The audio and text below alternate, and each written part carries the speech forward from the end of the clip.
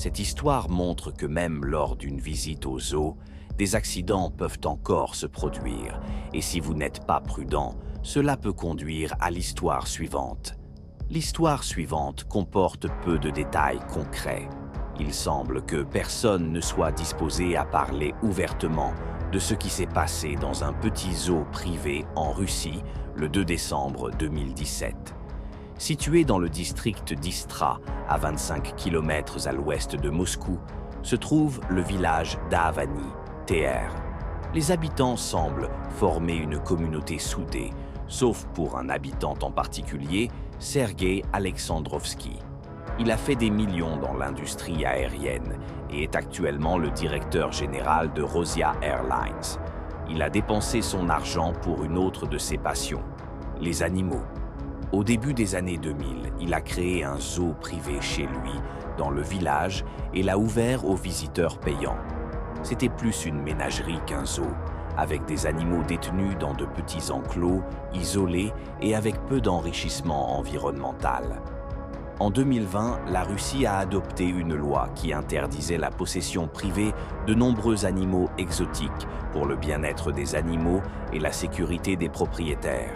Cependant, avant l'adoption de la loi, il était relativement facile pour les civils d'acheter et de garder des animaux exotiques en Russie. Ceux achetés avant 2020 sont autorisés à être gardés jusqu'à la fin de leur vie naturelle. Certains habitants du village de Serge n'aimaient pas avoir les animaux du zoo à leur porte. Cela les mettait mal à l'aise et les faisait se sentir en danger la nuit. Ils entendaient le rugissement du lion solitaire. Ils entendaient son grognement profond constant alors qu'il faisait les 100 pas dans son enclos. C'était quelque chose que beaucoup décrivaient comme agaçant, mais les animaux voulaient sortir. Ils voulaient s'échapper. Le quartier était considéré comme dangereux par crainte de ce qui se cachait dans l'arrière-cour de Serge. En plus d'abriter un lion et un tigre, le zoo de Serge abritait également une panthère noire nommée Milan. Après 10 ans sans incident, à l'exception de quelques voisins mécontents, quelque chose allait terriblement mal tourner. La sécurité n'était pas aussi stricte qu'elle aurait dû l'être. Les gens pouvaient s'approcher directement des cages des grands félins, à quelques centimètres du visage des animaux. Bien que les détails soient flous et que ce qui suit soit une supposition du propriétaire du zoo, cela semble être l'explication la plus probable de ce qui s'est passé ce jour-là. Un homme ukrainien séjournait avec 2 de ses amis à proximité et sous l'influence d'une quantité importante d'alcool, ils ont commencé à se comporter de manière espiègle. L'un d'eux a affirmé qu'il pouvait nourrir la panthère noire. Il était audacieux et effronté, alimenté par l'alcool dans son système et la confiance que cela lui donnait. Lorsqu'il s'est approché de l'enclos, les trous dans le grillage métallique noir étaient trop petits pour y passer la main. Il a donc décidé d'essayer la porte. Elle était verrouillée. La panthère était allongée, se reposant sur son étagère en bois, à l'intérieur d'une section de son enclos. Elle a levé la tête et observé l'homme alors qu'il essayait de comprendre comment entrer par la porte. Son apparence placide a donné à l'homme un faux sentiment de sécurité. Bien qu'ayant été enfermée toute sa vie, la panthère était tout sauf docile. Elle avait toujours son instinct de tueuse.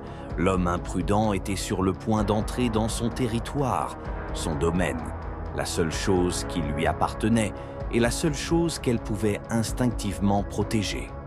L'homme ukrainien a réussi à briser le verrou et à forcer l'entrée de l'enclos. À la seconde où il a mis le pied à l'intérieur, la panthère noire a bondi de son étagère. Elle s'est approchée de l'homme en trottant et, sans hésitation, lui a sauté dessus. Les panthères noires sont des variantes mélanistiques de léopard ou de jaguar, et il n'a pas été révélé de quelle espèce celle-ci était. Les 2 tractent leur proie, s'approchant à quelques mètres avant de bondir dessus. Les léopards tuent les petites proies d'une seule morsure à l'arrière du cou, sectionnant la colonne vertébrale ou écrasant le crâne. Ils tuent les plus grosses proies en les étouffant d'une morsure à la gorge. Les jaguars maîtrisent généralement leur proie par une morsure à l'arrière du cou. Ils ont la troisième force de morsure la plus puissante, après les lions et les tigres, mais la plus forte par rapport à leur taille. Ils peuvent serrer leurs mâchoires avec une force de 105 kWh, suffisante pour écraser un crâne humain. Quelle que soit l'espèce de celle-ci, c'était un prédateur redoutable. L'homme a sursauté quand le jaguar a sauté de son étagère. Les poils sur sa nuque se sont hérissés. Son cœur s'est mis à battre la chamade et il a réalisé à quel point il avait été stupide. Il avait bêtement supposé que la panthère resterait sur son étagère et lui permettrait de la nourrir à la main.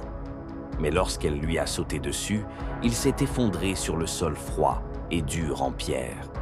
Il a poussé un cri dans les secondes précédant la morsure fatale. Il pouvait sentir la chaleur du corps de la panthère sur lui. Il pouvait sentir son poids lourd qui le clouait au sol.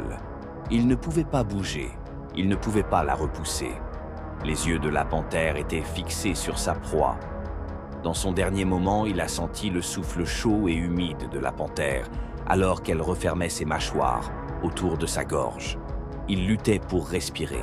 La pression sur sa trachée augmentait et il savait que c'était la fin.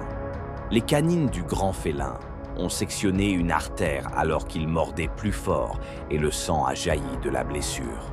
Quelques instants plus tard, l'homme était immobile. On suppose que ses deux amis ont fui la scène. On ne sait pas s'ils ont couru chercher de l'aide ou s'échapper, mais ils l'ont laissé là sur le sol gris en ardoise de l'enclos, respirant son dernier souffle. La panthère noire n'a pas mangé l'homme. Au lieu de cela, elle s'est levée et a levé le museau en l'air. Elle s'est approchée de la porte et l'a reniflée. La porte avait été laissée déverrouillée. La panthère l'a poussée avec son museau et elle s'est ouverte avec hésitation. La panthère l'a franchie. Elle était dehors. Personne ne l'a remarqué et lorsqu'elle a sauté par-dessus une clôture et quitté la propriété, elle a disparu dans le quartier environnant. Plus tard, le corps de l'homme a été découvert. D'autres visiteurs ont crié quand ils l'ont vu allongé sur le sol, une mare de sang sombre autour de sa tête. Puis ils ont réalisé.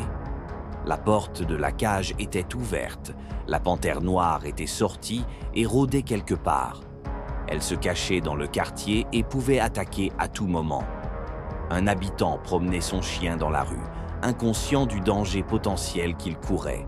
Crucialement, personne n'a été informé de l'incident de la panthère noire à ce moment-là. Les autorités ont été appelées sur les lieux et Sergei Alexandrovski est arrivé à l'enclos de la panthère. Les premiers rapports indiquaient qu'un gardien avait été tué à cause de l'uniforme que l'homme portait. Mais Sergei a nié connaître l'homme, affirmant qu'il ne travaillait pas là. Il a suggéré que l'homme était ivre et était entré dans l'enclos sur un défi.